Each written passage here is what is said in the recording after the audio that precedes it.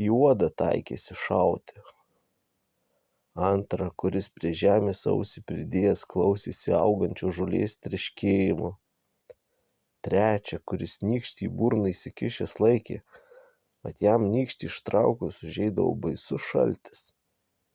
Taip jie ilgai skraidė po pasaulį, kol pagaliau sustojo dideliame mieste, kur gyveno rūstus karalius. Tas karalius buvo paskelbęs, jog išleisė savo dukterį už to, kas 3 sunkius darbus atliksęs.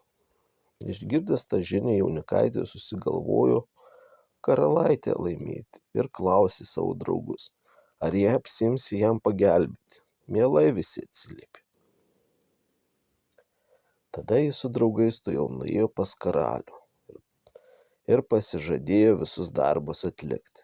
Pirmiausia, karalius liepė su jo bėgikais eiti lenktynių. Kas pirmas atbėgsis, tas laimėsis.